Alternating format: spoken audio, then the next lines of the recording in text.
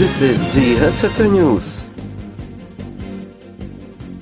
Stanice ČT2 odvysílala v neděli 15. února epizodu amerického animovaného seriálu Simpsonovi s názvem Nechci vědět, proč ptáček v kleci zpívá. V pasáži, kde je Šáša Krusty držen jako jeden z rukojmích při přepadení banky, dojde k vyjmenování nejhorších klaunů světa právě samotným Šášou. Překvapivě se tvůrci seriálu Simpsonovi rozhodli mezi tento klaunský odpad zařadit i třebechovickou HCT legendu prasečí nohu Šoufka. A my jsme se s kamerou vypravili do ulic najít Šoufka a zjistit, proč je tomu tak. Tamhle! Ahoj Šoufku, prosím tě, viděl jsi 15. února Simpsonovi? Ahoj, viděl jsem je. A slyšel jsi to? Slyšel jsem to všechno, bohužel jsem to slyšel. A proč si myslíš, že tě tvůrci Simpsonů zařadil mezi nejhorší klauny světa? No ale myslím si, že za to může právě televariete Malé Šoufka polívky. Tenkrát jsme to dělali ještě s Marcem Sejrkem a vůbec jsme jako nebrili polívky, jako tomu je teďka, že teď je to úspěšný a tenkrát jsme se snažili to držet jako v takový starý klasice, ale byl tam ten průser právě, že jsme to nedotáhli do konce. Když jsme měli jako na hovno kostým, když jsme dřív zapli kameno, dřív vypli a i když to bylo problémový, tak to v té televizi pustili, protože tenkrát v 90. letech tam byly díry v tom programu. Marcelovi to jako nevadilo, přišlo mu to vtipný a já si myslím, že je to jako individuální problém jednoho z těch tvůrců, který asi viděl zřejmě ten díl jeden nějaký nebo nějaký z těch starších nepovedený a hodně tomu rozuměl a právě se mu to asi jako nelíbilo.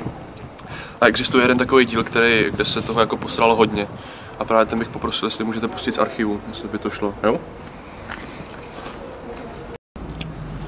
Kyselý, tyjo, dal bych si tomu oplatku. Nemáme sféry. Nebyla bych.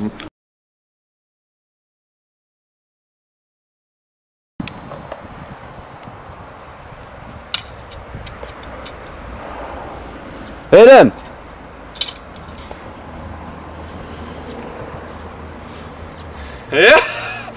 Yes!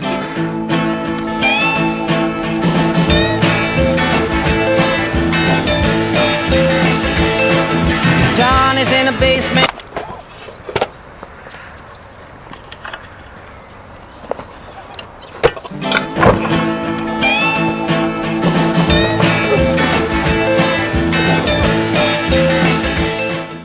No a vlastně právě tenhle ten kousek, který teďka měli možnost vidět televizní diváci, mě stál asi pravděpodobně se teda já domnívám, nevím, co byl ten pravý důvod, ale já si myslím, že to bylo tohle a že to mě stálo právě to místo jednoho z nejhorších klaunů na světě. A mrzí tě to?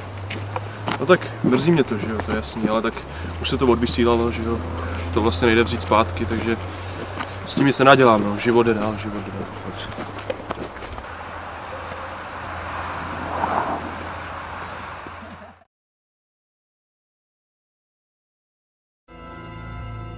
Dobře, takhle jsem si to neplánoval, ale můžete to přežít, pokud se vyvarujete žertů. U mě buďte bez obav, byl jsem zvolen nejméně vtipným klaunem v Americe. Horší než Špína, Šoufek, Carlos Mencia, Pšouk a Trumbera. Dokonce horší než seriózní seržant. Jak můžu být horší, ukradl jsem mu všechny vtipy.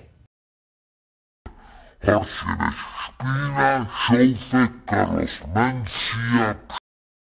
Tak jste to viděli, vážení diváci. Pro HCT News Váťa Patník.